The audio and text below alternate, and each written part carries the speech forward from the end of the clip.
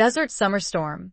Rebecca Monroe had spent her life avoiding trouble, but when Jack Slade stepped into her saloon, all rough hands and knowing smirks, she knew she was staring it in the face. He leaned in close, voice smooth as whiskey. "You keep looking at me like that, sweetheart," he murmured. "And I just might take it as an invitation." Chapter 1. Sunrise and Shadowed Pasts. The desert stretched out before Rebecca Monroe, vast and unforgiving, painted in the soft hues of dawn. Rose and gold bled across the horizon, chasing away the lingering shadows of night.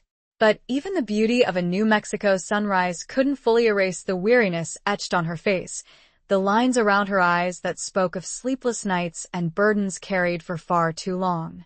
At 57, Rebecca had seen more sunrises than she cared to remember, each one a silent testament to a life lived on the edge of something she couldn't quite name. Regret, perhaps. Or maybe just the relentless weight of expectation.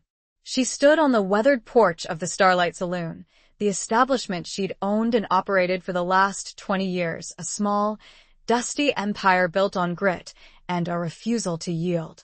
The wood groaned beneath her worn boots, a familiar sound that usually brought a sense of comfort, a grounding in the tangible reality of her life.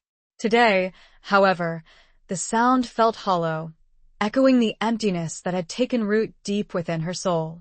The Starlight was more than just a saloon, it was a refuge, a place where weary travelers, hardened cowboys, and the occasional desperate soul could find a moment's respite from the harsh realities of the frontier.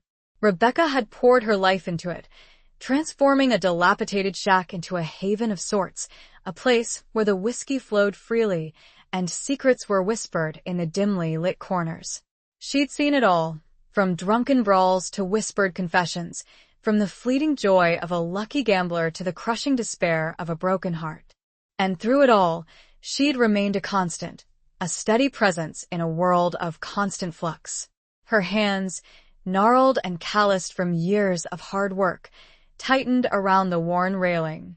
She inhaled the crisp morning air, a blend of sagebrush and dust, tinged with the faint scent of last night's spilled whiskey and lingering cigar smoke. It was a scent that had become synonymous with her life, a reminder of the choices she'd made, the path she'd chosen. A path that had led her far away from the genteel life she'd once known, the life of tea parties and social calls, of expectations and stifling conformity. Rebecca had run from that life, fled from the suffocating expectations of her family, from a marriage arranged for her convenience, not her happiness. She'd traded silks and satins for sturdy denim and leather, a life of privilege for a life of hard-earned independence.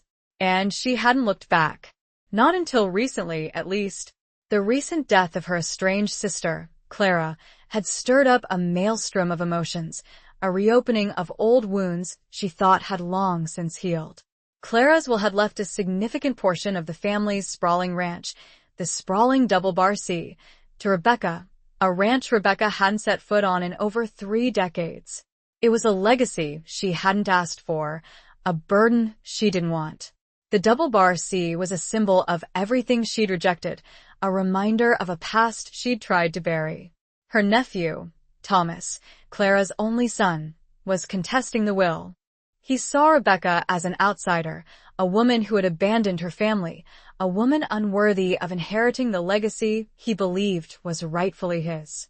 He'd sent a terse, threatening letter, demanding she relinquish her claim. Rebecca had crumpled the letter in her fist, her jaw tight, with a familiar defiance. She wouldn't be bullied, not by Thomas, not by anyone. But the letter had also awakened a flicker of something else, a longing for a connection she denied herself for so long. She closed her eyes, the image of Clara's face, pale and drawn in her final days, flashing before her. They had been close as children, inseparable, sharing secrets and dreams under the vast, star-studded skies of the Double Bar C. But time and circumstance had driven a wedge between them, a chasm of resentment and misunderstanding. Rebecca had always felt like the black sheep, the rebellious one, while Clara had embraced the role of the dutiful daughter, the perfect wife. A sudden creak from the saloon doors startled her. She turned, her hand instinctively reaching for the small, pearl-handled derringer she kept tucked in her apron pocket. It was a habit, a reflex born of years of living in a world where danger lurked around every corner. It was just Martha, the Starlight's cook, a stout woman with a kind face and a no-nonsense demeanor. Martha had been with Rebecca for almost as long as the saloon had been open, a loyal friend and confidant. "Mornin', Rebecca," Martha said, her voice raspy from sleep. "You're up early. Couldn't sleep?" Rebecca managed a weak smile. "Just admiring the sunrise, Martha." "Thinking." Martha nodded, her eyes filled with a knowing sympathy. She'd seen Rebecca through thick and thin, through heartbreak and hardship. She knew the toll the past few weeks had taken on her. "That nephew of yours still causing trouble?" Rebecca sighed. "He sent another letter. More threats." "Pay him no mind, Rebecca. You've earned your place here. You don't owe him anything." "It's not about owing, Martha. It's about family. About what's right." Martha snorted. "Family can be the biggest burden of all. Don't let it drag you down, Rebecca. You've built a good life here. Don't let the past ruin it." Rebecca didn't reply. She knew Martha was right, but the pull of the past, the weight of unfinished business, was proving harder to resist than she'd anticipated. The Double Bar Sea was more than just a ranch, it was a part of her history. And she couldn't simply turn her back on it, not without facing the ghosts that haunted her. The sun climbed higher, casting long shadows across the dusty street. The town of Redemption Gulch was slowly waking up, the sounds of horses' hooves and creaking wagon wheels filling the air. A new day had begun, and with it, a new set of challenges. Rebecca knew she couldn't hide from them, not anymore. She had to face them, head on, just like she'd faced everything else in her life. But this time, she wasn't sure she was strong enough. This time the stakes felt higher, the emotions more raw. And the arrival of a certain stranger last night, a man with eyes that seemed to see right through her, had only added to the turmoil.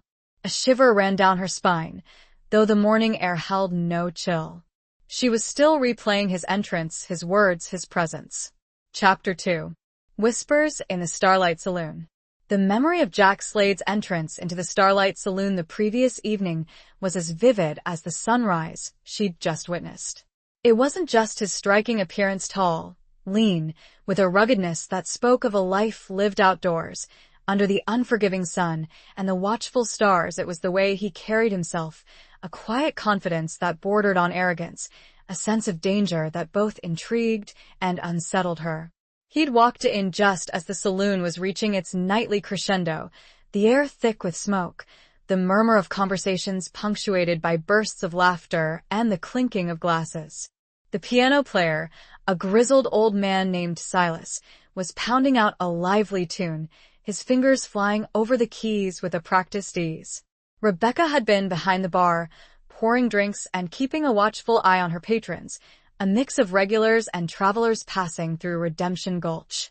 Then, the doors had swung open, and he'd stepped inside, pausing for a moment on the threshold, his eyes scanning the room with a slow, deliberate gaze. He wore a worn leather duster, the collar turned up against the evening chill, and a wide-brimmed hat that shadowed his face. But even in the dim light, Rebecca had caught the glint of his eyes, a piercing blue that seemed to hold a lifetime of stories, some of them likely dark and dangerous. He moved with a grace that belied his size, his boots silent on the wooden floor as he made his way to the bar. He didn't swagger, didn't demand attention, but somehow he commanded it. The room seemed to quiet slightly as he approached, conversations fading, eyes turning towards him. He had the presence of a predator, a silent power that radiated from him like heat from a desert stone. Rebecca had felt a knot of apprehension tighten in her stomach. She'd dealt with her share of rough characters over the years, but there was something different about this man, something that set him apart. He wasn't just another drifter passing through, he had an air of purpose, a sense of determination that made her uneasy. He'd stopped directly in front of her, his gaze locking with hers. He didn't speak, didn't smile, just looked at her, his eyes studying her face with an intensity that made her skin prickle. She'd met his gaze head on, refusing to be intimidated, her years of experience in the saloon giving her a mask of composure. "Whiskey," he'd finally said, his voice a low rumble, a sound that seemed to vibrate through the air. "And information." Rebecca had poured him a generous shot of her best whiskey, the amber liquid catching the light from the overhead lanterns. "Information is a valuable commodity in this town," she'd replied, her voice steady, betraying none of the unease she felt. "What is it you're looking for?"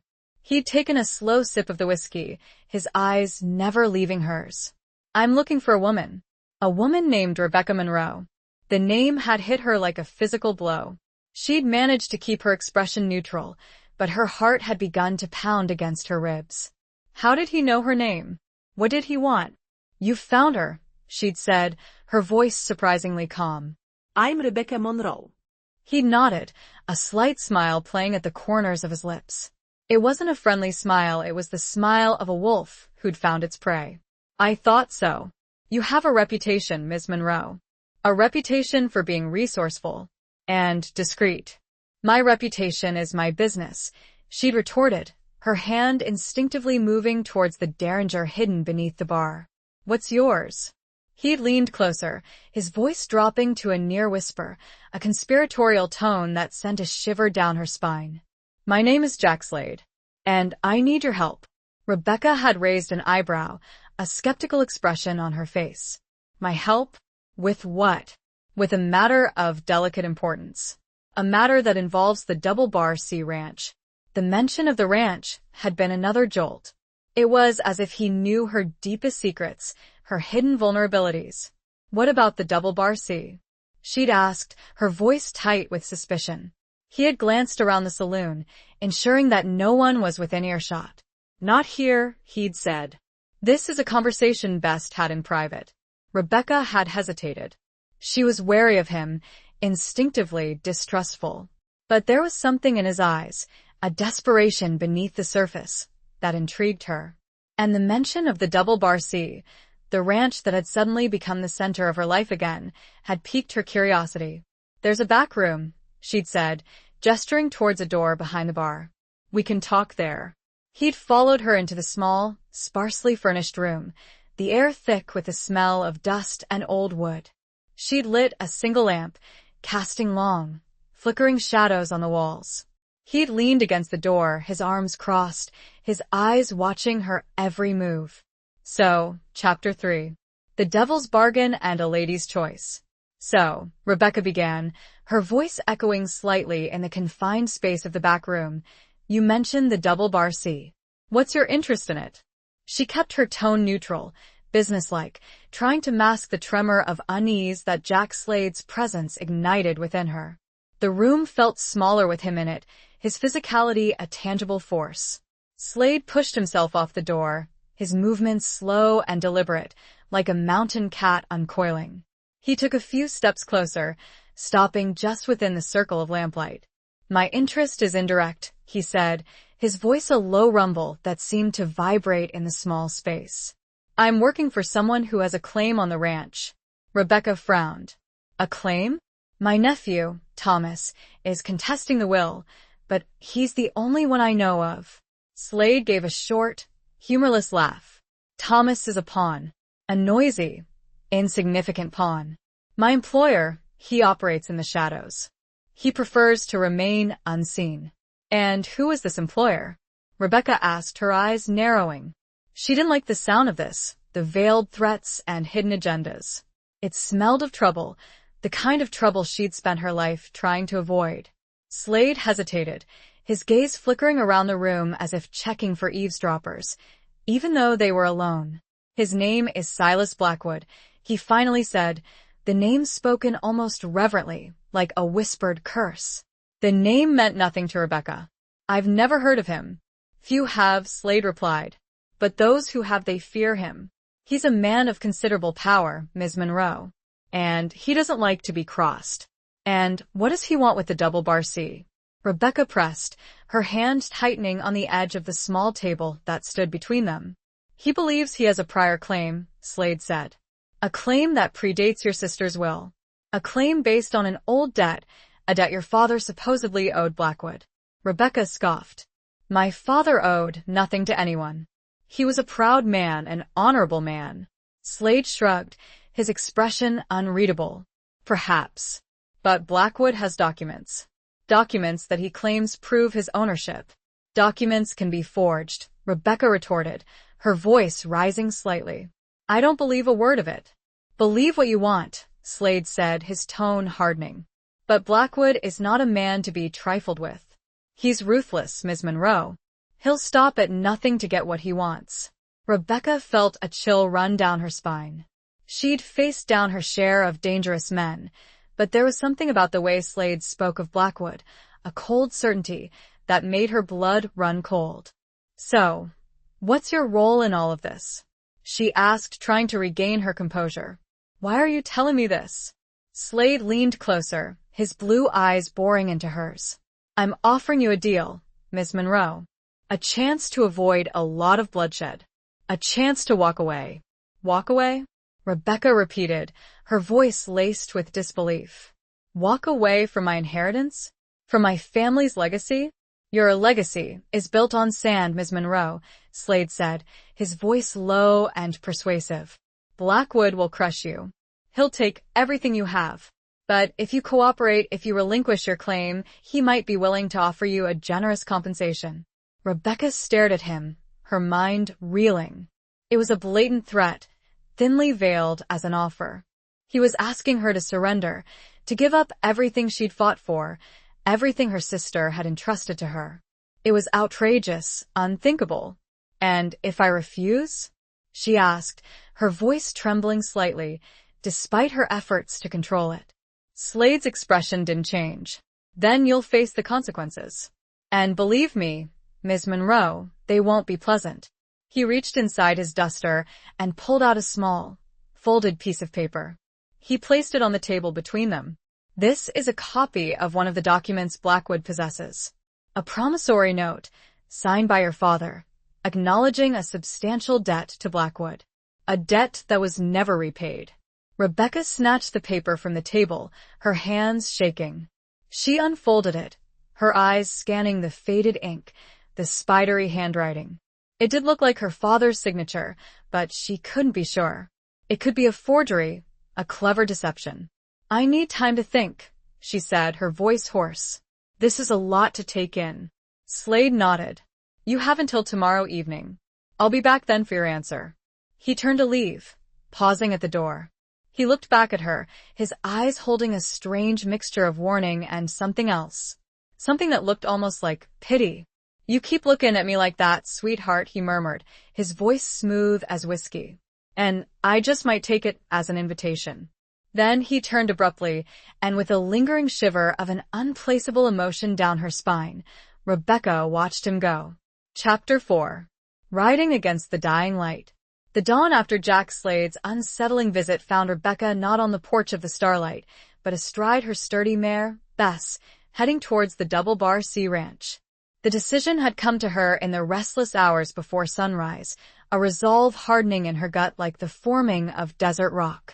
She couldn't rely on second-hand accounts, on forged documents or veiled threats.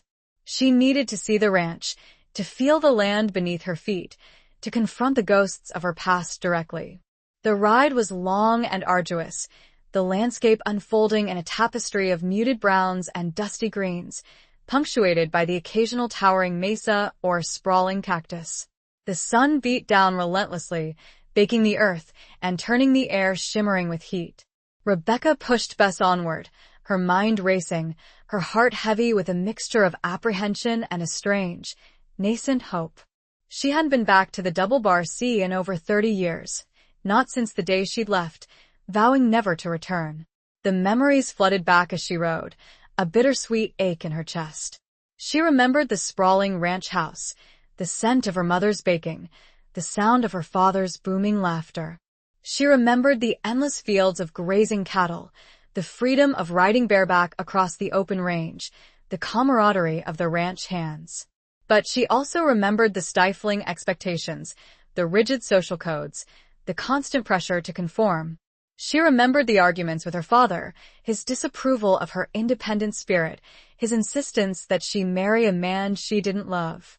She remembered the final, bitter confrontation, the words that couldn't be unsaid, the tears that couldn't be unshed.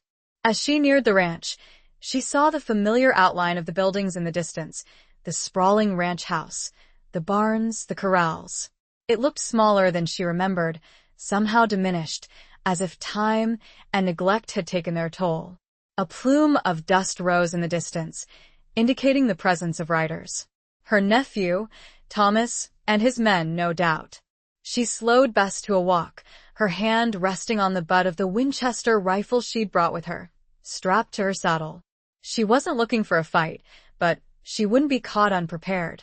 She'd learned the hard way that the frontier was a dangerous place, and that survival often depended on a willingness to defend oneself. As she approached the main house, a group of riders emerged, blocking her path. Thomas was at the front, his face set in a hard, unwelcoming expression. He was a tall, thin man, with his mother's sharp features and a coldness in his eyes that reminded Rebecca of her father. Well, Thomas said, his voice dripping with sarcasm. Look who finally decided to show up. The prodigal aunt. Rebecca ignored the insult. I'm here to see the ranch, Thomas. And to talk to you. There's nothing to talk about, Thomas retorted. You have no right to be here. This is my inheritance, not yours. The will says otherwise, Rebecca replied, her voice calm but firm. Your mother left me a share of the ranch. That will is a fraud, Thomas spat. A forgery. And I'm going to prove it. Then let's get the law involved, a fair judge, suggested Rebecca. Thomas laughed, a harsh, mirthless sound. The law? You think the law will side with you? A saloon owner? A woman who abandoned her family? Rebecca's jaw tightened. I didn't abandon my family, Thomas. I left because I couldn't live the life you all wanted me to live. I needed to be free. Free to do what? Thomas sneered. Run a saloon and consort with outlaws? Rebecca felt a surge of anger. I've built a respectable life for myself, Thomas. I've worked hard, and I've earned everything I have. You've earned nothing, Thomas snapped. This ranch is mine, and I'll fight you to the death to keep it. Rebecca sighed. She'd hoped to find some common ground with Thomas, some way to resolve their differences peacefully. But it was clear that he was consumed by bitterness and resentment, unwilling to see her as anything other than an enemy. I'm not here to fight you, Thomas, she said. I just want to understand. I want to know why your mother left me a share of the ranch. We were estranged for so long. Thomas's eyes narrowed. Don't pretend you care about my mother. You never did. You broke her heart. Rebecca felt a pang of guilt. She knew there was some truth in Thomas's words. She and Clara had drifted apart, their relationship strained by distance and silence. She hadn't been there for her sister in her final years, and that was a regret she would carry with her for the rest of her life. I know I made mistakes, Thomas, she said softly, but I loved your mother, and I want to honor her wishes. Her wishes were to leave the ranch to me, Thomas insisted. To her only son, not to some outsider. Rebecca's patience was wearing thin. I'm not an outsider, Thomas. I'm your aunt. I'm family. You're no family of mine, Thomas spat. He spurred his horse forward, his men following close behind. Get off my land, Rebecca, and don't come back, or you'll regret it. He looked at her, a long, challenging glower that made her very blood go cold. Chapter 5. Echoes of Gunfire and Regret. The threat hung in the air, heavy and suffocating, as Thomas and his men rode away, leaving Rebecca alone in the swirling dust. She watched them go, her heart pounding, her mind racing. She hadn't expected a warm welcome, but she hadn't anticipated such open hostility. Thomas's words, his accusations, had struck a nerve, reawakening the old guilt and regret she'd tried so hard to bury. She urged Bess forward, slowly approaching the ranch house. It was a large, two-story building, constructed of adobe and wood, with a wide veranda that wrapped around three sides. The paint was peeling, the wood weathered, but it still held a certain grandeur, a sense of history and resilience. Rebecca dismounted, tying Bess to a hitching post near the front porch. She stood for a moment, gazing at the house, her memories flooding back. She could almost see herself as a young girl, running through the rooms, playing hide and seek with Clara, laughing and carefree. She could almost smell her mother's apple pie baking in the kitchen, the scent filling the house with warmth and comfort. She climbed the steps to the veranda, her boots echoing on the wooden planks. The front door was unlocked, ajar, as if inviting her in. She pushed it open, stepping inside, her eyes adjusting to the dim interior. The house was silent, empty, filled with the musty scent of disuse. Dust motes danced in the shafts of sunlight that filtered through the grimy windows. The furniture was covered in sheets, the rooms shrouded in shadows. It felt like a mausoleum, a tomb dedicated to a bygone era. Rebecca walked through the rooms, her footsteps echoing on the bare floors. She recognized the familiar layout, the large living room with its stone fireplace, the formal dining room, the library where her father had spent countless hours reading. She climbed the stairs to the second floor, her hand trailing along the worn banister. She found her old bedroom, the door slightly ajar. She pushed it open, stepping inside, her heart aching with a bittersweet nostalgia. The room was small, sparsely furnished, but it still held the echoes of her youth. She could almost see herself sitting at the window, gazing out at the vast expanse of the ranch, dreaming of a life beyond its boundaries. A sudden noise startled her, a creaking sound from downstairs. She froze, her hand instinctively reaching for the derringer in her pocket. She listened intently, her heart pounding. The noise came again, closer this time. It sounded like footsteps. Rebecca crept to the doorway, peering out into the hallway. She saw a figure moving at the far end, near the stairs. It was a man, silhouetted against the light from a window. He was tall and lean, his features obscured by the shadows. She didn't recognize him. It wasn't Thomas, or any of his men. It was someone else, someone she hadn't seen before. A stranger. She stepped out into the hallway, her voice trembling slightly. "Who's there?" The figure turned, his face coming into the light. Rebecca gasped. It was Jack Slade. "What are you doing here?" she demanded, her voice a mixture of surprise and suspicion. Slade gave a slight smile, his eyes glinting in the dim light. "I could ask you the same question, Ms. Monroe." "I have every right to be here," Rebecca retorted. "This is my family's ranch." "So you've decided to claim your inheritance, then?" Slade asked, his voice smooth and insinuating. "I haven't decided anything," Rebecca replied. "I'm still considering my options." "Time is running out, Ms. Monroe," Slade said, his tone hardening. "Blackwood is not a patient man." "I'm not afraid of Blackwood," Rebecca said, though she felt a tremor of fear run through her. "You should be," Slade said, his eyes holding a warning. "He's not someone you want to cross." "And what about you, Mr. Slade?" Rebecca asked, her gaze locking with his. "Are you someone I should be afraid of?" Slade stepped closer, his presence filling the hallway. "I'm just a messenger, Miss Monroe. A go-between. But I can be a valuable ally or a dangerous enemy. It all depends on you." Rebecca felt a shiver run down her spine. She was trapped between two powerful men, both of whom wanted something from her, both of whom were willing to use force to get it. She was caught in a dangerous game, a game she didn't understand, a game she didn't want to play. A sudden gunshot rang out, shattering the silence. The bullet whizzed past Rebecca's head, embedding itself in the wall behind her. She screamed, dropping to the floor, her heart pounding in her chest. Slade reacted instantly, drawing his own gun, his eyes scanning the hallway. "Stay down," he ordered, his voice low and urgent. Another shot rang out, this one hitting Slade in the shoulder. He grunted in pain, but he didn't fall. He fired back, his shots echoing through the house. Rebecca crawled behind a large, overturned armchair, her body trembling. She could hear the sounds of a struggle, the thud of bodies, the grunts and curses of men fighting. She peeked out from behind the chair, her eyes wide with terror. She saw Slade grappling with a man she recognized as one of Thomas's ranch hands. They were locked in a brutal struggle, their faces contorted with rage. The ranch hand managed to knock Slade's gun from his hand, and it skittered across the floor. The ranch hand raised his own gun, aiming it at Slade's head. Rebecca knew she had to do something, anything, to save him. Without another thought, she grabbed for the derringer. Chapter 6. Beneath a blanket of stars and secrets. Rebecca, fueled by a surge of adrenaline and a desperate need to act, aimed the derringer at the ranch hand. Her hand trembled, but she forced herself to steady it, her finger tightening on the trigger.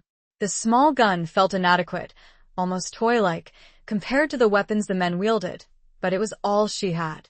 "Let him go," she shouted, her voice surprisingly strong, echoing through the hallway. The ranch hand, startled by her sudden appearance, hesitated for a fraction of a second, his eyes flickering towards her. It was all the time Slade needed. He used the momentary distraction to his advantage, driving his knee into the ranch hand's groin, causing him to double over in pain. Slade then delivered a swift uppercut to the man's jaw, sending him sprawling to the floor, unconscious. Slade retrieved his gun, his face grim, his shoulder bleeding profusely. He looked at Rebecca, his eyes filled with a mixture of surprise and respect. "You saved my life, Miss Monroe." Rebecca lowered the derringer, her hand still shaking. "He would have killed you," she said, her voice hoarse. Slade nodded. "Thomas is playing a dangerous game. He's desperate." "We need to get out of here," Rebecca said, glancing towards the windows, expecting more of Thomas's men to appear at any moment. "This place isn't safe." Slade agreed. He winced as he touched his injured shoulder. "I can ride, but I'll need help." Rebecca helped him to his feet, supporting his weight as they made their way down the stairs and out of the house. They found Bess and Slade's horse, a magnificent black stallion, tethered nearby. Rebecca helped Slade mount his horse, her concern growing as she saw the amount of blood soaking through his shirt. They rode away from the ranch house, heading towards a small, secluded line shack that Rebecca remembered from her childhood. It was several miles away, hidden amongst a cluster of cottonwood trees, near a small creek. It was a place where she and Clara used to play, a secret hideaway where they could escape the watchful eyes of their parents. The ride was slow and painful for Slade, but he didn't complain. Rebecca kept a watchful eye on him, her anxiety growing with each passing mile. She knew he needed medical attention, and soon. They reached the line shack as the sun was beginning to set, casting long shadows across the landscape. The shack was small and rustic, but it was sturdy and offered some protection from the elements. Rebecca helped Slade dismount, his face pale and drawn with pain. She led him inside, helping him to lie down on a narrow cot that was the only piece of furniture in the shack. She lit a small lamp, the flickering light casting dancing shadows on the walls. She examined his wound, her heart sinking as she saw the extent of the damage. The bullet had gone clean through, but it had torn through muscle and tissue. "I need to clean the wound and stop the bleeding," she said, her voice calm despite her inner turmoil. "It's going to hurt." Slade nodded, his jaw clenched. "Do what you have to do." Rebecca gathered some supplies she found in the shack, a rusty bucket, some old rags, a bottle of whiskey that had miraculously survived the years. She heated some water over a small fire she built in the hearth, her hands moving with a practiced efficiency born of years of necessity. She cleaned the wound, her touch gentle but firm, using the whiskey as a disinfectant. Slade gritted his teeth, his body tensing with pain, but he didn't cry out. Rebecca admired his stoicism, his ability to endure pain without complaint. She bandaged the wound as best she could, using strips of cloth torn from the old rags. She knew it wasn't enough, that he needed a doctor, but it would have to do for now. They spent the night in the shack, huddled together for warmth. The desert night was cold, the silence broken only by the crackling of the fire and the occasional howl of a coyote in the distance. Rebecca sat beside Slade, watching over him, her mind filled with worry. As the night wore on, Slade drifted in and out of consciousness, his fever rising. He muttered in his sleep, his words fragmented and unintelligible.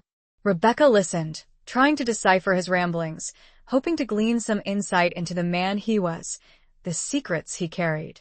She learned little, but she sensed a deep sadness in him, a burden of guilt and regret that mirrored her own. She felt a strange connection to him, a bond forged in danger and shared vulnerability. As the first rays of dawn crept over the horizon, painting the sky in shades of pink and gold, Slade's fever broke. He opened his eyes, his gaze focusing on Rebecca. "Thank you," he said, his voice weak but clear. "For everything." Rebecca smiled, a genuine smile that reached her eyes. "You're welcome, Mr. Slade." She paused and added, "Rest now." The vast expanse of the sky was visible from their small window, and the first rays of sunlight seemed to reflect in his eyes. Chapter 7. The Price of Loyalty, the Cost of Love. The days that followed at the line shack were a strange interlude, a pause in the relentless momentum of their lives. Rebecca tended to Slade's wound, changing his bandages, brewing herbal teas to ease his pain, and rationing the meager supplies they had. Slade, in turn, slowly regained his strength, his body healing with the resilience of a man accustomed to hardship. They talked, sharing stories, guarded at first, then with increasing openness. Rebecca learned that Slade had been a Texas Ranger before drifting west, drawn by the promise of adventure and the lure of easy money. He'd seen his share of violence, of death, and he carried the scars, both visible and hidden, with a quiet stoicism. He spoke of a lost love, a woman he'd left behind, a woman he still mourned. Rebecca, in turn, spoke of her own past, of her escape from a stifling marriage, of her years building the Starlight Saloon, of her struggle to find her place in a world that often seemed hostile to independent women. She spoke of her complicated relationship with her sister, of the guilt and regret she felt over their estrangement. They found solace in each other's company, a shared understanding of loss and loneliness. They were two wounded souls, drawn together by circumstance, finding a fragile connection in the vast emptiness of the desert. As Slade's physical wounds healed, a different kind of wound began to surface, a wound of the heart. Rebecca found herself drawn to him, attracted to his strength, his resilience, his quiet vulnerability. She admired his code of honor, his unwavering loyalty, even if it was sometimes directed towards questionable ends. She knew it was dangerous, foolish, to allow herself to feel anything for him. He was a man of violence, a man caught up in a web of deceit and betrayal. He was working for a man she despised, a man who threatened everything she held dear. And yet, she couldn't deny the pull she felt, the yearning for a connection, for a love she thought she'd lost forever. One evening, as they sat outside the shack, watching the sunset paint the sky in fiery hues of orange and red, Slade spoke of his employer, Silas Blackwood. "He's a dangerous man, Rebecca," Slade said, his voice low and serious. "He's obsessed with the Double Bar C. He believes it's rightfully his, and he won't let anything stand in his way." "But why?" Rebecca asked. "Why is he so fixated on that ranch? What's the real story behind this supposed debt?" Slade hesitated, his gaze shifting towards the distant mountains. "It's a long story," he said. "A story of betrayal and revenge. A story that goes back many years." He told her of a feud between Blackwood and Rebecca's father, a feud that had its roots in a land dispute, a water rights conflict, and a woman. He spoke of a love triangle, of a broken promise, of a duel that had left one man dead and another consumed by hatred. Rebecca listened, her heart aching with the weight of the past, the realization that her family's history was intertwined with violence and tragedy. She understood now the depth of Blackwood's obsession, the reason for his relentless pursuit of the Double Bar C. It wasn't just about the land, it was about settling an old score, about avenging a past wrong. "I owe Blackwood my loyalty," Slade said, his voice filled with a quiet resignation. "He saved my life once years ago. I gave him my word, and I can't break it." Rebecca looked at him, her eyes searching his. "But what about your conscience, Jack?" she asked softly. "What about what's right?" Slade didn't answer. He looked away, his face troubled, his silence speaking volumes. He was torn between his loyalty to Blackwood and his growing feelings for Rebecca, between his past and his future. Rebecca knew she was asking him to betray his employer, to risk his own life. But she couldn't stand by and watch Blackwood destroy everything she cared about. She couldn't let him win.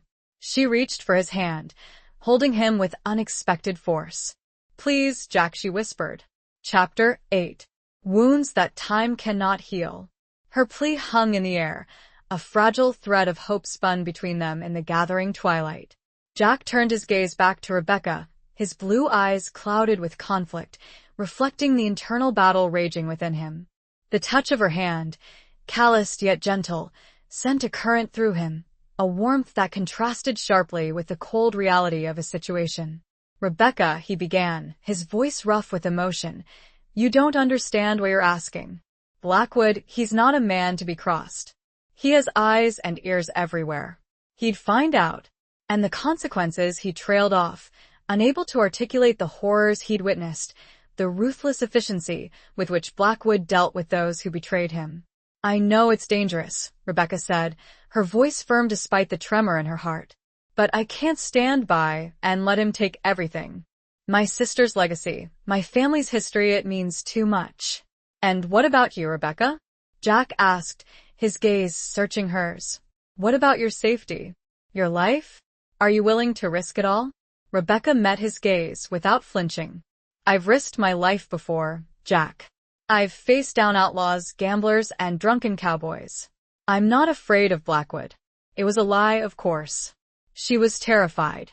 But she was more afraid of losing herself, of surrendering to fear, and allowing injustice to prevail.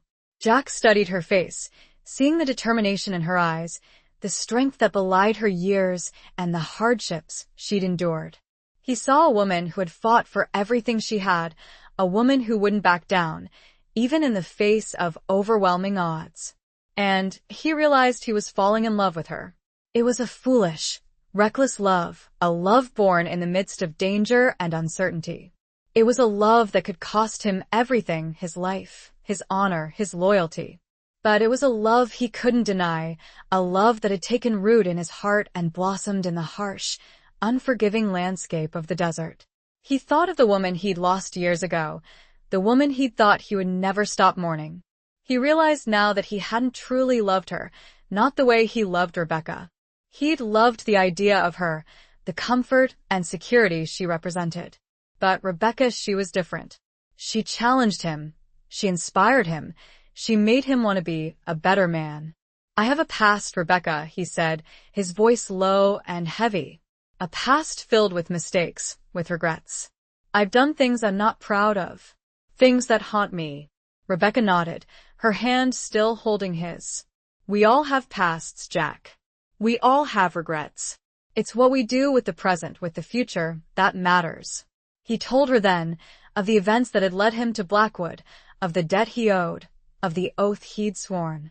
He spoke of a youthful indiscretion, a foolish gamble that had gone wrong, of a life saved by Blackwood's intervention, of a loyalty forged in blood and gratitude.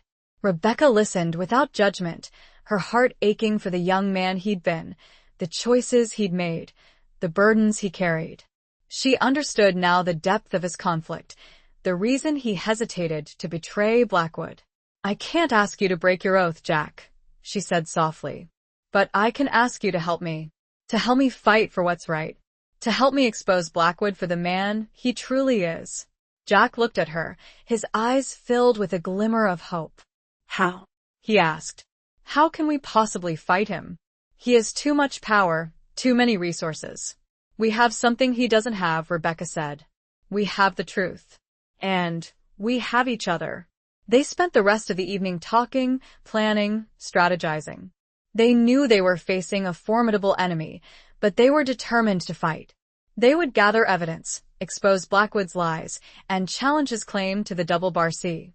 They would risk everything, for each other, for justice, for the future.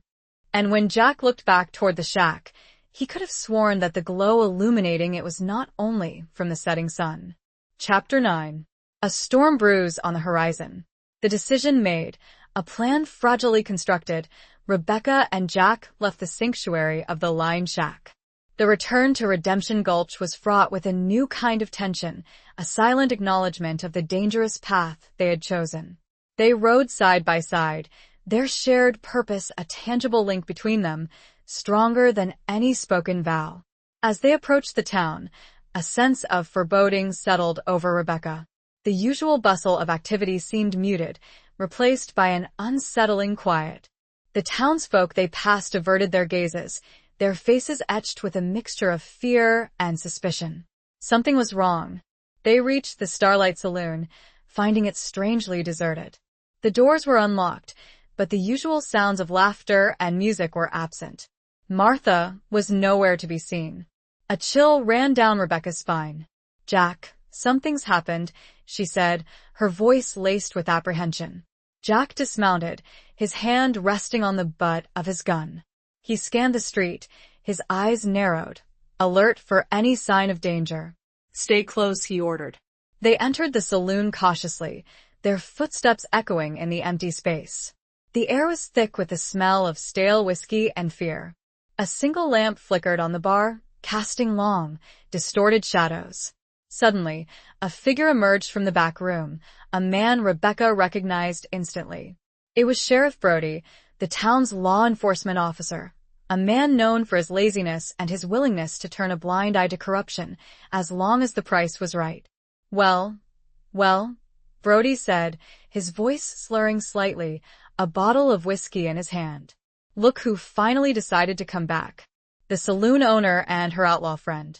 Rebecca bristled at the insult. "Where's Martha, Brody? What's going on here?"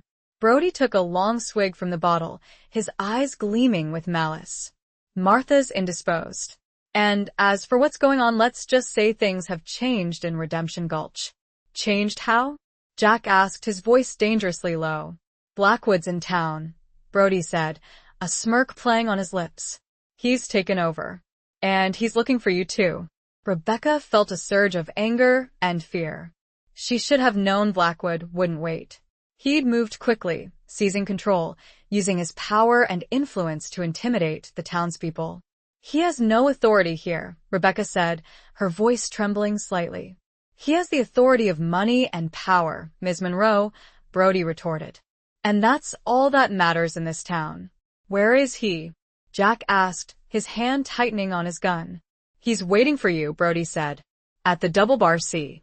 He wants to negotiate." Rebecca and Jack exchanged a look. They knew it was a trap, a dangerous game. But they had no choice. They had to confront Blackwood, to expose his lies and fight for what was rightfully theirs. "We're not afraid of him, Sheriff," said Rebecca. As if on cue, the sky outside darkened ominously, a low rumble of thunder echoing in the distance. A storm was brewing, both literally and figuratively.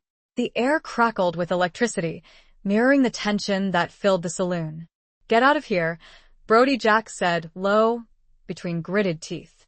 Brody didn't answer. Instead, without warning, he lurched toward Jack and Rebecca. Chapter 10. Between a Rock and a Heart's Desire. Brody's sudden lunge was clumsy, fueled by whiskey and a misplaced sense of authority. Jack, despite his injured shoulder, reacted with the speed and precision honed from years of experience. He sidestepped the sheriff's attack, grabbing his wrist and twisting it sharply, forcing him to drop the bottle. The whiskey splashed onto the floor, its pungent scent filling the air. "You're making a mistake, Brody," Jack said, his voice cold and hard. "Step aside." Brody, his face contorted with pain and anger, struggled against Jack's grip. "You're the one making a mistake, Slade," he snarled. "Blackwood owns this town now. You can't fight him." "We'll see about that," Rebecca said, stepping forward, her eyes blazing with defiance. "Get out of here, Brody, before you get hurt." Brody glared at her, his hatred palpable. He knew he was no match for Jack, especially with Rebecca standing beside him, her own brand of quiet strength of force to be reckoned with. He spat on the floor, a gesture of contempt. "This isn't over," he muttered. "Blackwood will deal with you both." He turned and stumbled out of the saloon, disappearing into the gathering gloom. The storm was drawing closer, the wind howling outside, rattling the windows and doors. Rebecca and Jack exchanged a look, a silent acknowledgement of the danger they faced. They knew Blackwood wouldn't be as easily deterred as Brody. He was a ruthless, powerful man, and he had the entire town under his control. "We need to find Martha," Rebecca said, her voice filled with concern. "I'm worried about her." Jack nodded. "She's likely at her home. We'll go there first." They left the saloon, stepping out into the wind-swept street. The town was deserted, the buildings shrouded in shadows, the silence broken only by the howling wind and the distant rumble of thunder. They found Martha's small house on the outskirts of town, the windows dark, the door ajar. They entered cautiously, their guns drawn, their senses alert. They found Martha tied to a chair in the kitchen, her face bruised and swollen, her eyes filled with fear. She had been beaten badly. Rebecca rushed to her side, her heart filled with rage and sorrow. "Martha, what happened? Who did this?" Martha looked at her, her lips trembling. "Blackwood's men," she whispered. "They came looking for you for the documents. They said Blackwood wants you to pay for your defiance." Jack helped Rebecca untie Martha, his jaw clenched with anger. He examined her injuries, his touch gentle despite his hardened exterior. "She needs a doctor," he said. "But it's not safe to stay here. We need to get her out of town." Rebecca agreed. They helped Martha to her feet, supporting her weight as they made their way back to the horses. They knew they were taking a risk, exposing themselves to danger, but they couldn't leave Martha behind. As they rode out of town, the storm broke, unleashing its fury upon the land. Rain lashed down, blurring their vision, soaking them to the bone. Thunder crashed overhead, lightning illuminating the landscape in brief, blinding flashes. They rode towards the only refuge they could think of, the abandoned silver mine, nestled high in the hills overlooking Redemption Gulch. It was a dangerous place, filled with treacherous shafts and hidden dangers, but it offered a degree of concealment, a chance to regroup and plan their next move. They were halfway up the trail, and Rebecca knew they would be spotted soon. Chapter 11. The Ghosts of Redemption Gulch.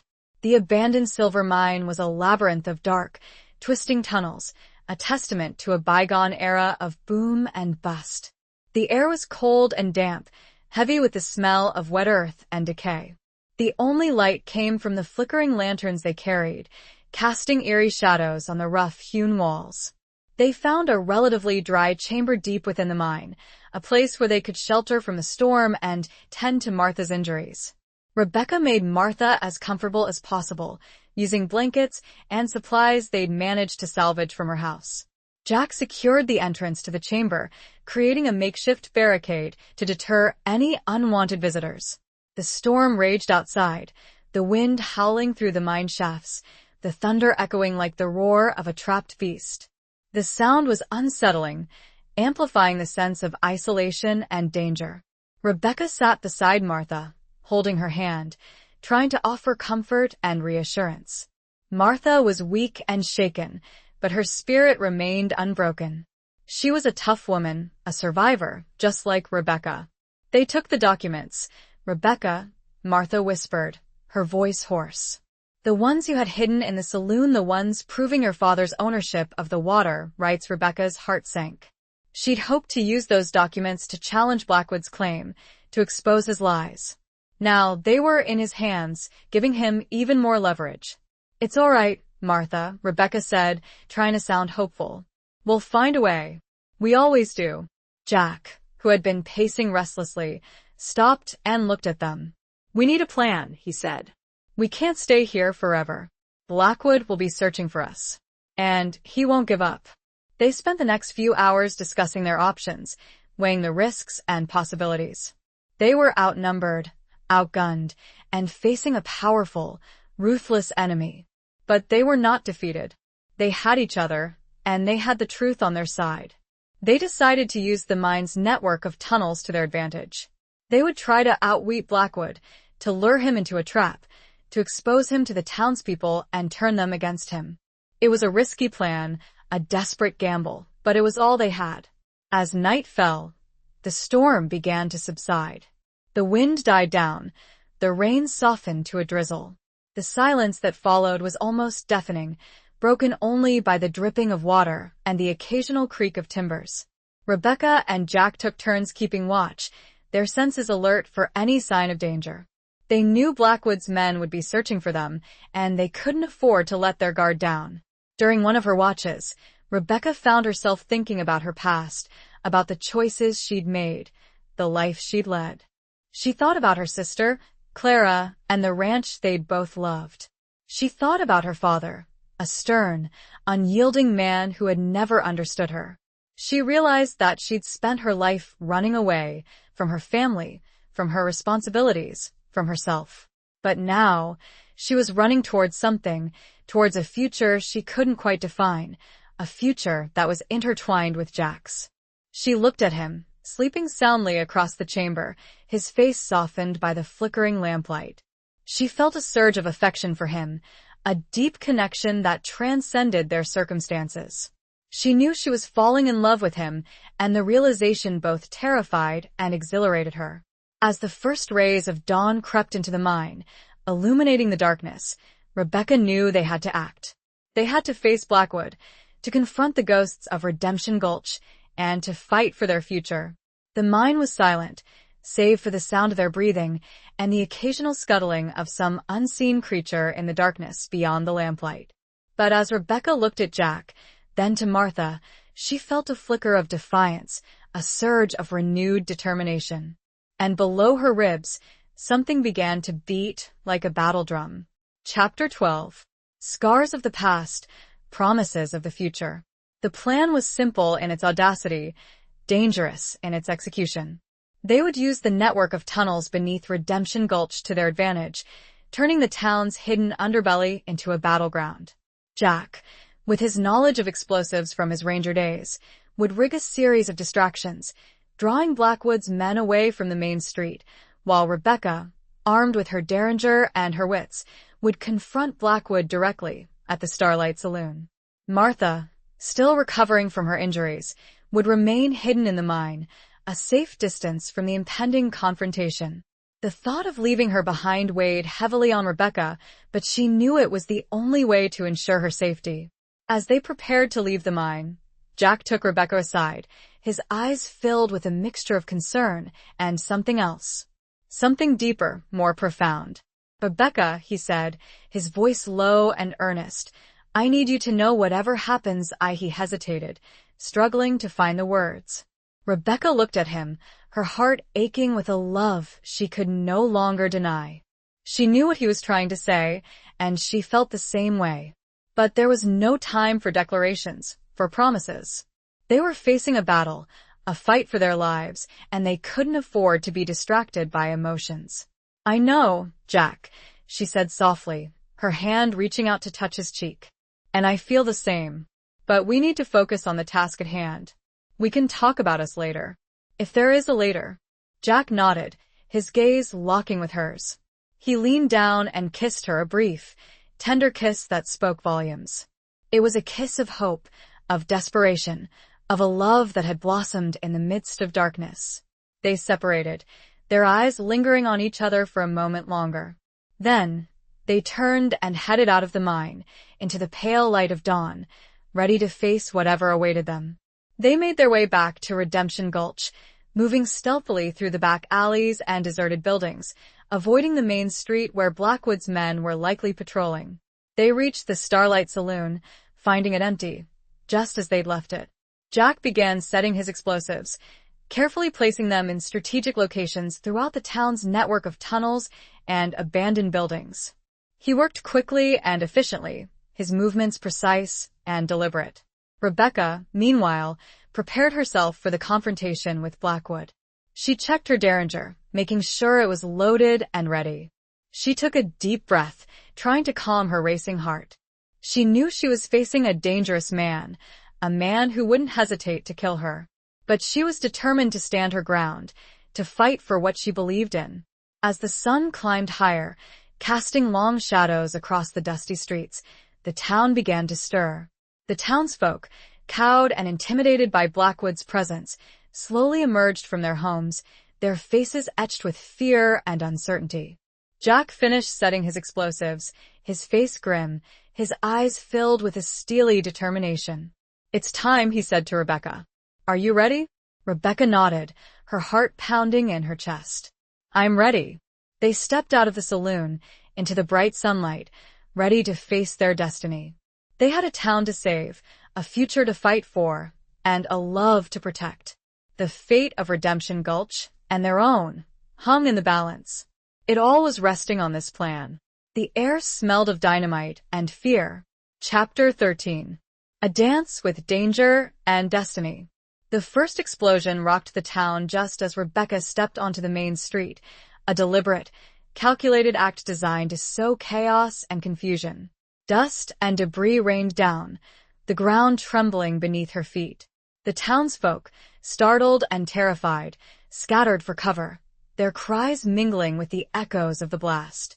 Blackwood's men, caught off guard, scrambled to respond, their initial confidence replaced by a growing sense of unease. They didn't know where the explosion had come from, or what it meant. They were disoriented, vulnerable. Jack, meanwhile, was moving swiftly through the town's hidden tunnels, setting off more explosions, creating a series of diversions, drawing Blackwood's men away from the Starlight Saloon, away from Rebecca. He was a phantom, a ghost in the shadows, striking quickly and silently, then disappearing before his enemies could react. Rebecca, using the chaos to her advantage, made her way towards the saloon, her derringer hidden in her pocket, her eyes scanning the street for any sign of Blackwood.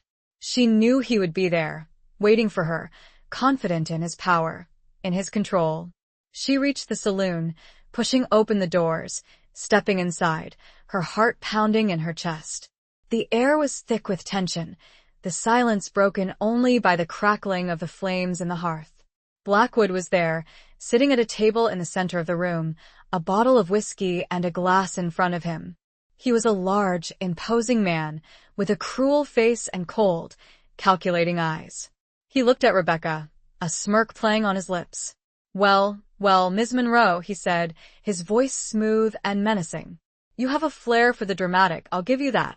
But you're playing a dangerous game." "It's a game you started, Blackwood," Rebecca retorted, her voice steady despite her inner turmoil. "A game you're going to lose."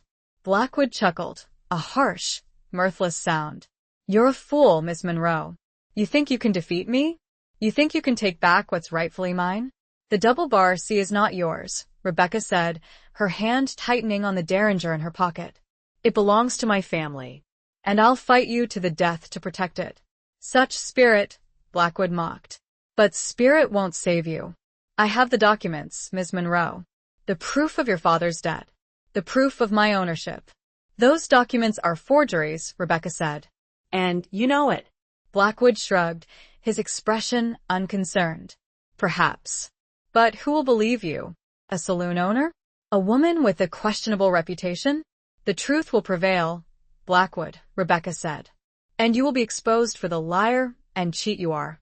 Blackwood stood up, his chair scraping against the floor. He took a step towards Rebecca, his eyes filled with menace. "You're a persistent woman, Miss Monroe. I admire that. But persistence can be fatal." He reached inside his coat, his hand moving towards a gun hidden beneath. Rebecca knew she had to act quickly. She drew her derringer, aiming it at Blackwood's chest.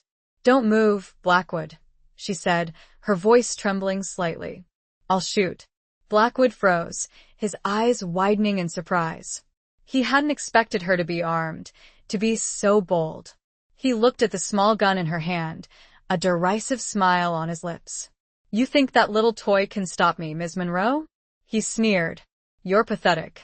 But another explosion rocked the building, stronger than before. Blackwood was thrown sideways. Chapter 14. The Unforgiving Truth of Frontier Justice. The second explosion, closer and more powerful than the first, sent shockwaves through the saloon. The windows shattered, showering the room with shards of glass. The floor trembled, and Blackwood, caught off balance, stumbled and fell, his gun slipping from his grasp. Rebecca, despite being momentarily stunned by the blast, kept her derringer trained on Blackwood. Her hand was steady, her eyes unwavering.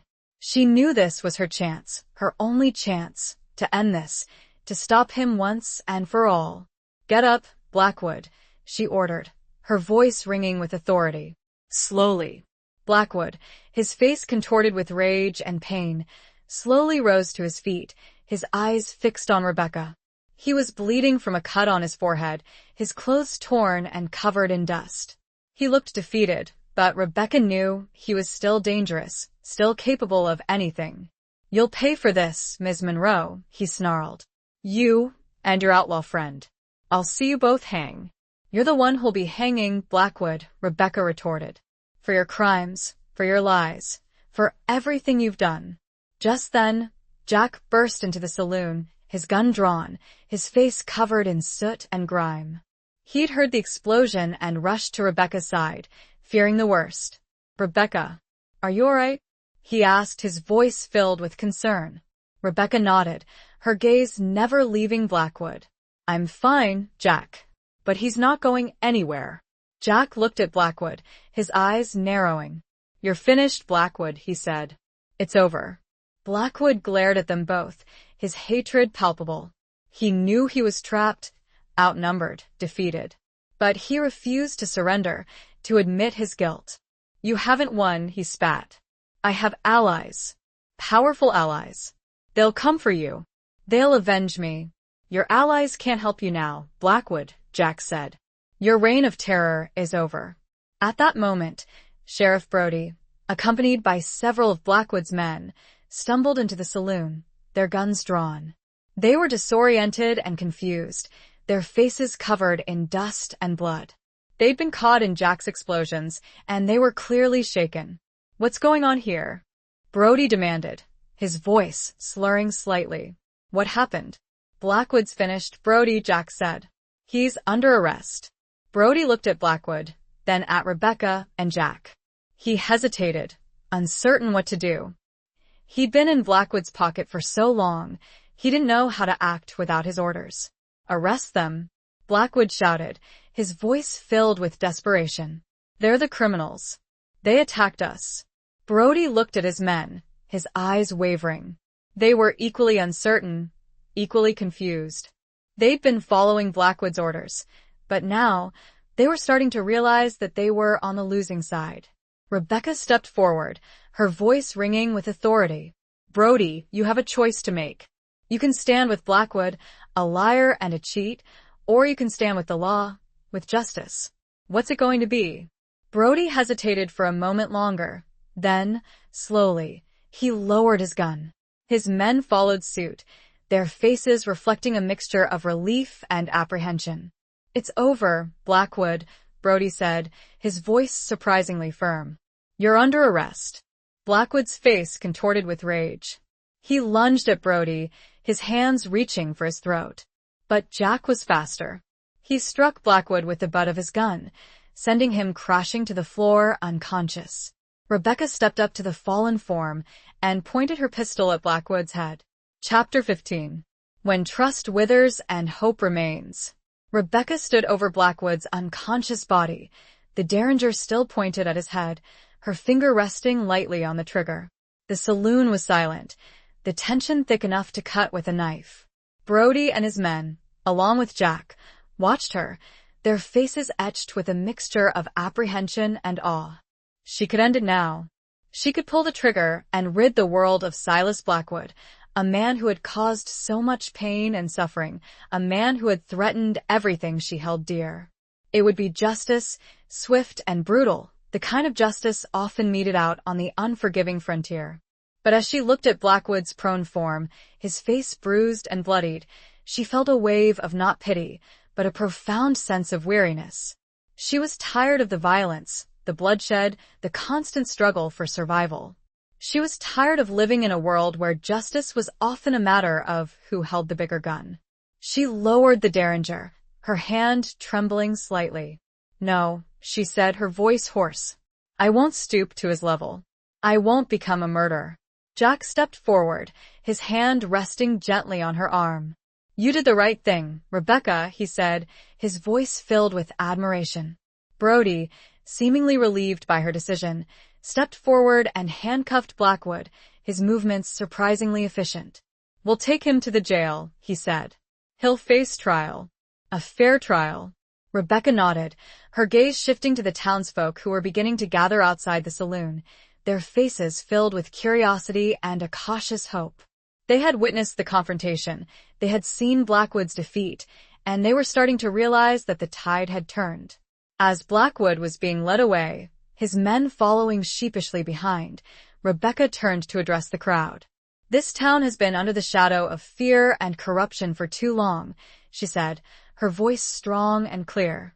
"But that ends today. We will rebuild, we will restore justice, and we will create a community where everyone can live in peace and freedom." The townsfolk cheered, their voices filled with a renewed sense of hope and determination.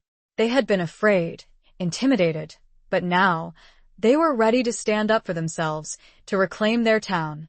Martha, who had been brought from the mine by some of the townsfolk, rushed to Rebecca's side, embracing her tightly. "You did it, Rebecca," she said, her voice filled with emotion. "You saved us all." Rebecca hugged her back, tears welling up in her eyes. She had done it. She had faced her fears, she had fought for what she believed in, and she had won. But the victory felt bittersweet. The cost had been high, the scars would remain, and the future was still uncertain. Jack stood beside her, his presence a source of strength and comfort. He looked at her, his eyes filled with a love that transcended words. He knew the challenges they still faced, the rebuilding that lay ahead, but he was confident that they could face them together. As the sun began to set, casting long shadows across the dusty streets of Redemption Gulch, Rebecca felt a sense of peace settle over her, a peace she hadn't known in years. She had found her place, her purpose, and her love, and she was ready to face the future, whatever it might hold. But first, there was something to clear between them, she and Jack. He seemed reluctant. Chapter 16. Crossroads of the Heart and Soul. The immediate crisis averted, Blackwood jailed, and the town of Redemption Gulch slowly exhaling a collective sigh of relief, Rebecca and Jack found themselves standing on the porch of the Starlight Saloon. The setting sun painted the sky in hues of orange and purple, a breathtaking backdrop to the unspoken tension that simmered between them. "Jack," Rebecca began, her voice hesitant, "we need to talk. About us. About what happened at the mine. About what you said, or almost said." Jack avoided her gaze, his eyes fixed on the distant horizon. He ran a hand through his hair, his usual composure replaced by a visible unease. He was a man of action, comfortable with danger and violence, but facing his own emotions, his feelings for Rebecca, was a different kind of battle, one he wasn't sure he was equipped to fight. "Rebecca," he said, his voice low and rough, I don't know what to say. I'm not a man of words. I'm a man of mistakes, of regrets. I know about your past, Jack," Rebecca said softly. "You told me, and it doesn't change the way I feel about you." Jack finally turned to look at her, his blue eyes filled with a mixture of surprise and hope. "But Blackwood, I was loyal to him. I worked for him. You almost killed me," Rebecca finished for him, her voice unwavering. "But you didn't. You chose to help me. You chose to fight for what was right. That's what matters, Jack. That's who you are." Jack took a step closer, his hand reaching out to touch her cheek, his touch gentle and hesitant. "I've never met anyone like you, Rebecca," he said. "You're strong, courageous, compassionate. You've seen the worst of me, and yet you still see something good." Rebecca leaned into his touch, her heart aching with a love that had blossomed in the most unlikely of circumstances. "I see the man you are, Jack," she said. "The man you're trying to be. And I love that man." Jack's eyes widened, his breath catching in his throat. He'd never allowed himself to believe that he deserved love, that he could find happiness. He'd carried the burden of his past for so long, he'd thought it would define him forever. But Rebecca, she saw past his scars, past his mistakes, and she loved him anyway. "I love you, Rebecca," he said, his voice thick with emotion. "I love you more than I ever thought possible." He pulled her into his arms, holding her close, his embrace tight and possessive. Rebecca clung to him, her body trembling with the force of her emotions. They stood there, on the porch of the Starlight Saloon, silhouetted against the setting sun, two souls connected by a love that had defied the odds, a love that had been forged in the crucible of danger and adversity. But even in that moment of shared tenderness, a shadow of uncertainty lingered. Jack's past, his connection to Blackwood, his oath of loyalty, these were not easily dismissed. They were loose ends, potential threats that could unravel their newfound happiness. "What about your oath, Jack?" Rebecca asked, her voice muffled against his chest. "What about Blackwood? He'll still be seeking the double-bar C?" Jack sighed, his embrace tightening. "I don't know, Rebecca," he admitted. "I don't know what the future holds. But I know this: I'll never betray you. I'll always protect you. That's my new oath. My only oath." Rebecca looked up at him, her eyes filled with a mixture of love and apprehension. She knew he meant what he said, but she also knew that the world was a complicated place, that loyalties could be tested, that promises could be broken. "We'll figure something out. We always do," she said. They stood in silence, and the warmth of their bodies seemed to radiate across the porch, a silent pact. Chapter 17. The Reckoning of Old Sins. The weeks that followed were a period of rebuilding and readjustment, both for Rebecca and Jack, and for the town of Redemption Gulch. Blackwood remained in jail, awaiting trial, his threats and boasts echoing hollowly within the confines of his cell. Brody, humbled and chastened, had rededicated himself to upholding the law, albeit with a newfound respect for Rebecca and Jack. The townsfolk, emboldened by Blackwood's defeat, began to rebuild their lives, their businesses, their community. The Starlight Saloon, once again filled with laughter and music, became a symbol of resilience, a testament to the town's ability to overcome adversity. Rebecca and Jack worked side by side, restoring the saloon, helping their neighbors, and slowly, cautiously, building a life together. They shared quiet evenings on the porch, watching the sunsets, talking about their hopes and dreams, their fears and uncertainties. But the shadow of Blackwood's influence still lingered, a reminder of the past and a threat to their future. Jack knew that Blackwood had allies, powerful men who would not easily forgive his betrayal. He lived with a constant sense of unease, a fear that their newfound happiness could be shattered at any moment. One evening, as they sat on the porch, a rider approached, a stranger with a hard face and cold eyes. He stopped in front of the saloon, dismounted, and approached them, his hand resting on the butt of his gun. "Jack Slade?" the stranger asked, his voice devoid of emotion. Jack stood up, his body tensing, his hand instinctively moving towards his own gun. "That's right," he said. "Who are you?"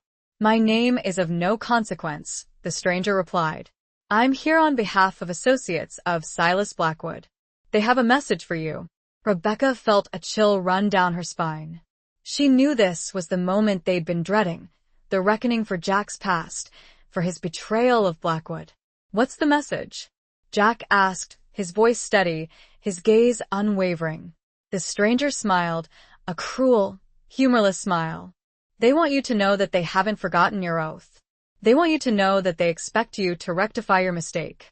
They want you to deliver Rebecca Monroe and the Double Bar C Ranch to them." Jack's jaw tightened, his eyes blazing with anger. "Tell them to go to hell," he said. The stranger shrugged, his expression unconcerned. "That's your choice, Slade. But know this: they will not give up. They will come for you. They will come for her. And they will not show mercy." He turned and mounted his horse, riding away into the gathering darkness. Jack watched him go, his face grim, his heart heavy. Rebecca stepped forward, placing a hand on his arm. "What are we going to do, Jack?" she asked, her voice trembling slightly. Jack looked at her, his eyes filled with a mixture of love and determination. "We'll fight," he said. "We'll fight them together. We'll protect each other, and we'll protect this town." He knew the odds were stacked against them, that they were facing a powerful and ruthless enemy. But he also knew that he couldn't run, that he couldn't hide. He had to face his past, he had to confront the consequences of his choices, and he had to protect the woman he loved. They spent the rest of the evening preparing, gathering weapons, fortifying the saloon, making plans. They knew the attack could come at any moment, from any direction. They were ready to fight, to defend their lives, their love, their future. As Rebecca checked the loads on her rifle, she could not shake the feeling this confrontation had been destined long ago. Chapter 18. A Flame in the Darkness. The attack came at night, as expected, under the cover of darkness. A volley of gunshots shattered the stillness, bullets ripping through the walls of the Starlight Saloon, splintering wood and shattering glass.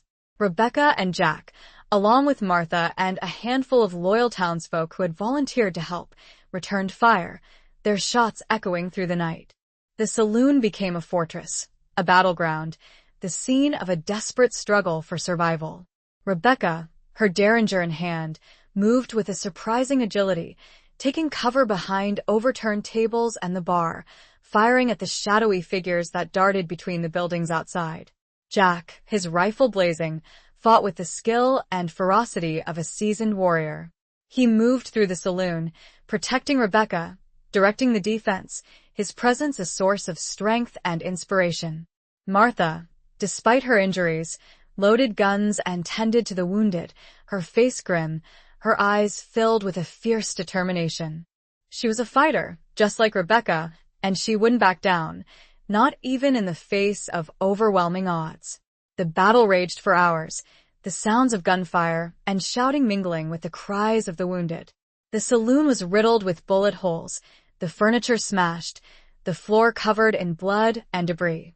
But Rebecca, Jack, and their allies held their ground, refusing to surrender. As the night wore on, the attackers, realizing they were facing a tougher resistance than they'd anticipated, began to falter. Their initial confidence waned, replaced by a growing sense of desperation. They were losing men and they were making little progress. Suddenly, a new sound joined the cacophony of battle, the thunder of approaching hooves. A group of riders, led by none other than Thomas, Rebecca's nephew, charged into the town, their guns blazing. Thomas, seeing his opportunity to reclaim the Double-Bar Sea and avenge his perceived wrongs, had joined forces with Blackwood's allies, betraying his own aunt, his own family.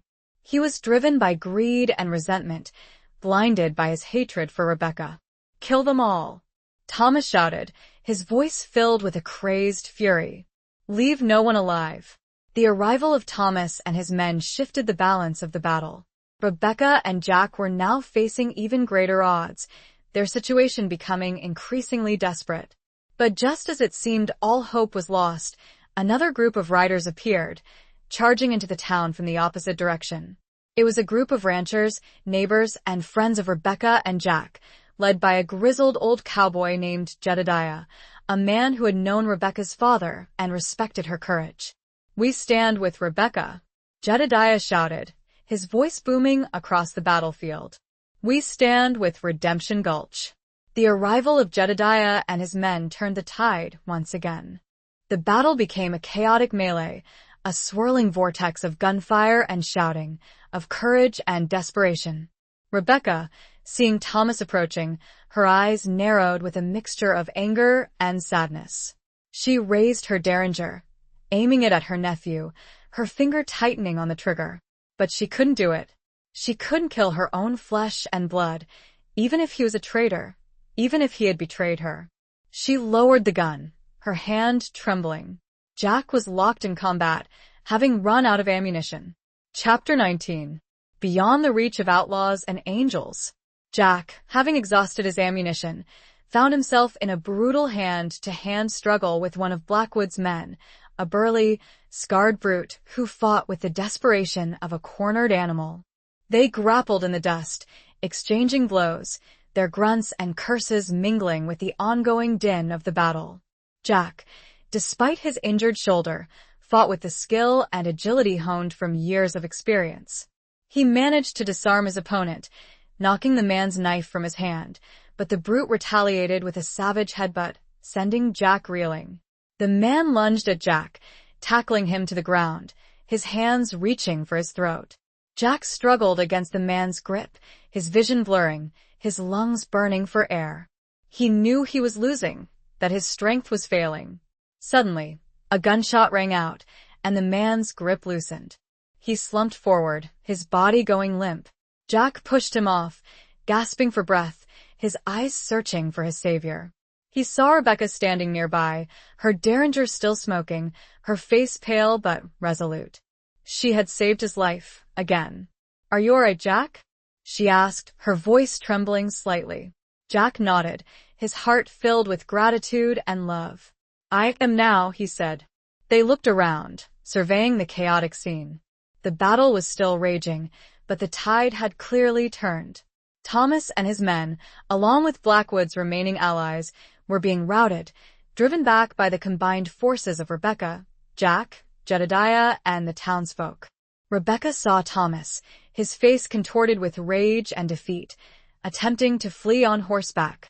She raised her derringer, aiming it at his retreating figure, but again, she hesitated. She couldn't bring herself to shoot him, to kill her own nephew.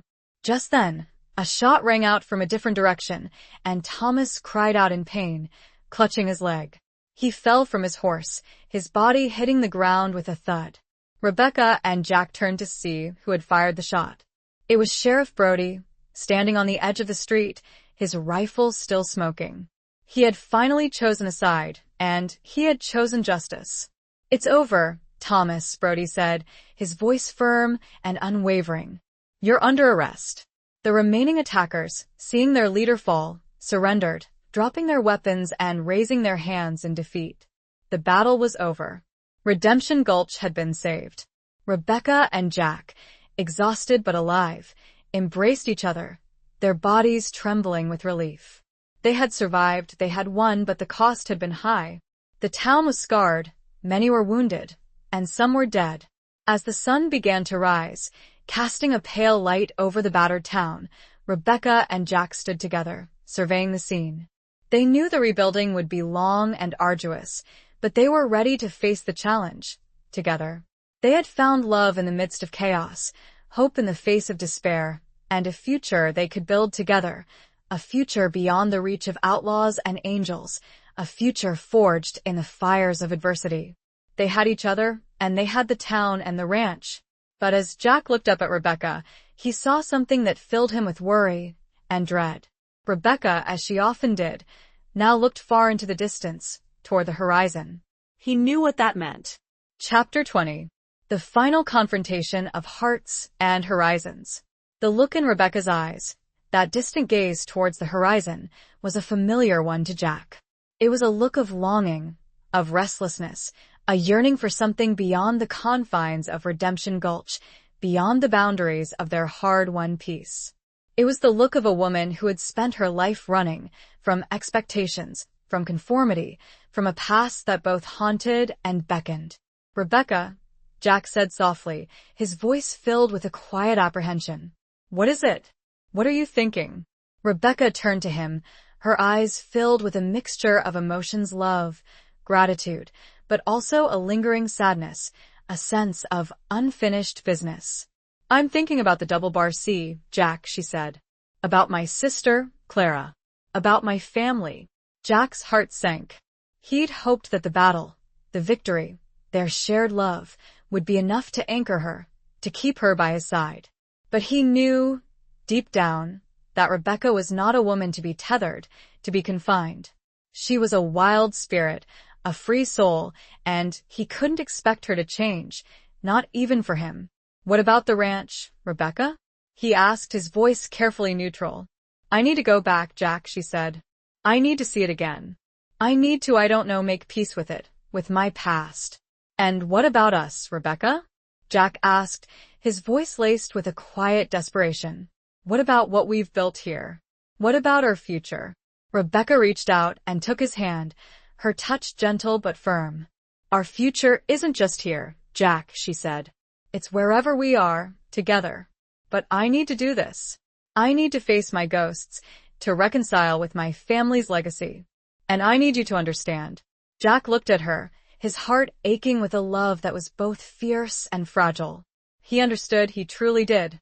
He'd always known that Rebecca was different, that she couldn't be contained, that she needed to follow her own path. And he loved her for it, even if it meant risking losing her. "I do understand, Rebecca," he said, "and I'll support you, whatever you decide. But promise me you'll come back." Rebecca smiled, a genuine smile that reached her eyes. "I promise, Jack," she said. "I'll always come back to you." They embraced, a long, lingering embrace that spoke volumes. It was a promise, a farewell, and a declaration of love, all wrapped into one. Rebecca spent the next few days preparing for her journey back to the Double Bar Sea. She made arrangements for the Starlight Saloon to be managed by Martha and Jedediah, ensuring that the town would be in good hands during her absence. She packed her saddlebags, taking only the essentials: her rifle, her derringer, a few changes of clothes, and a small, worn photograph of her and Clara as children, a reminder of the bond they had once shared. The day of her departure arrived, a clear, crisp morning with a hint of autumn in the air. Jack stood beside her, his horse saddled and ready, his eyes filled with a mixture of sadness and understanding. "I'll ride with you," he said, "as far as the crossroads." Rebecca nodded, her heart filled with gratitude. She knew he wanted to protect her, to be there for her, but she also knew that this was a journey she needed to make alone. They rode in silence, their horses' hooves echoing on the dusty trail. They reached the crossroads, a place where the path diverged, one leading towards the Double Bar Sea, the other towards an uncertain future. Rebecca reined in her horse, turning to face Jack. "This is where I go alone, Jack," she said softly. "But I'll be back. I promise." Jack nodded, his eyes filled with a love that transcended words. He leaned over and kissed her, a long, passionate kiss that sealed their promise, their bond, their future. "I'll be waiting," he said. Rebecca smiled, her heart filled with a bittersweet mix of sadness and hope. She turned her horse and rode away, towards the Double Bar Sea, towards her past, towards a future that was both uncertain and full of promise. Jack watched her go, his silhouette a lonely figure against the vast expanse of the desert. He knew she would return. He had to believe it, and as he watched her ride toward the setting sun, he whispered her name. Epilogue. The Double Bar Sea was just as Rebecca remembered it, yet different. The sprawling ranch house, the barns, the corrals, all stood in their familiar places, but they bore the marks of time and neglect. The paint was peeling, the wood weathered, the fences in need of repair. It was a ghost of its former glory, a reflection of the fractured family it had once housed. Rebecca spent weeks at the ranch, wandering through the empty rooms, exploring the familiar landscape, confronting the ghosts of her past. She visited her parents' graves, placing flowers on their weather headstones, a silent act of reconciliation, of forgiveness. She found old letters, diaries, photographs, remnants of a life she had once rejected, a life she now understood with a newfound clarity. She learned more about her father's struggles, his pride, his flawed humanity. She learned more about her sister's loneliness, her quiet strength, her unwavering loyalty to the family. She realized that she had judged them too harshly, that she had allowed her own pain and resentment to blind her to their own struggles, their own vulnerabilities. She had run away from her family, but she had never truly escaped them. They were a part of her, woven into the fabric of her being. As she worked to restore the ranch, to bring it back to life, she began to heal, to forgive, to make peace with her past. She hired local hands, men and women who had known her family, who respected the legacy of the Double Bar Sea. She worked alongside them, her hands calloused and sore, her body aching, but her spirit renewed. She thought of Jack often, his image a constant presence in her mind, his love a beacon guiding her through the darkness. She missed him terribly, his quiet strength, his gentle touch, his unwavering support. She knew she would return to him, but she needed to finish this journey, to complete this circle, before she could truly be free. One evening, as she sat on the porch of the ranch house, watching the sunset paint the sky in fiery hues of orange and red, she saw a rider approaching in the distance. Her heart leaped with a mixture of hope and apprehension. It couldn't be, could it? As the rider drew closer, she recognized the familiar silhouette, the tall, lean figure, the easy grace in the saddle. It was Jack. He rode up to the porch, dismounted, and stood before her, his eyes filled with a love that transcended words. He didn't speak, he didn't need to. He simply opened his arms, and Rebecca rushed into them, her body trembling with emotion. They held each other close, their embrace a reunion, a reaffirmation, a promise of a future together. They had both faced their demons, they had both found their way back to each other, and they were stronger, wiser, and more in love than ever before. "I told you I would come back," she said. The ranch house, bathed in the golden light of the setting sun, seemed to sigh with contentment, its ghosts finally at peace. Rebecca and Jack, their hands intertwined, stood on the porch, ready to face the future, together, their love a beacon of hope in the vast, unforgiving landscape of the West. And they knew wherever they were was home.